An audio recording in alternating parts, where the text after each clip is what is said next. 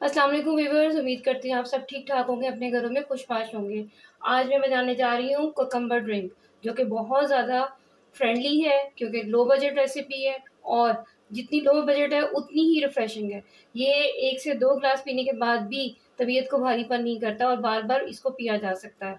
ये बहुत ज़्यादा पीने में मज़ेदार है और जितना मज़ेदार है उतना ही इसके जो है बहुत ज़्यादा बेनिफिट्स हैं। सबसे बड़ा बेनिफिट तो ये है कि ये हमारे पेट को बहुत ठंडक पहुँचाता है। दूसरी बात ये है कि अगर इसको हम बना के रख भी लेते हैं तो इसके टेस्ट में कोई चेंज नहीं आता। आप इसको दूसरे दिन, तीसरे दिन तक भी इसको इस्तेमाल कर सकते हैं। इस इंतहाई आसान सी रेसिपी को बनाना स्टार्ट करते हैं। मज़ेदार सा कुकम्बर का ड्रिंक बनाने के लिए ये मैंने 2 अदद खीरे ले लिए हैं। इनका मैं ऊपर से और नीचे से ये साइड उतार दूँगी और अगर आप देसी वाला यूज़ कर रहे हैं तो इसका फिर यहाँ से आप इसको थोड़ा-सा इसको छील लेंगे। थोड़े से मैं इसको स्लाइस में कट करूँगी, तकरीबन 5 से 6 में स्लाइस कट कर लूँगी। ये कुछ स्लाइसेस मैंने कट कर ली हैं और इसके बाद ये वाले जो मेरे पास बच गए इनका मैं छिलका उतार दूँगी। दोनों का मैंने छिलका उतार लिया है। छिलका उतारने के बाद इसको अब रफली कट कर लेंगे।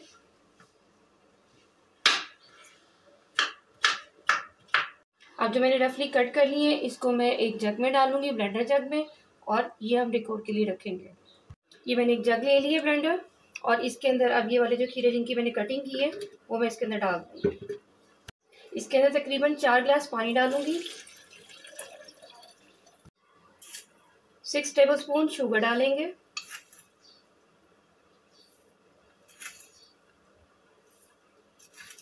छह चम्मच मैंने इसमें शुगर के डाल दिए और इसको मैं अब अच्छे से ब्लेंड करूंगी।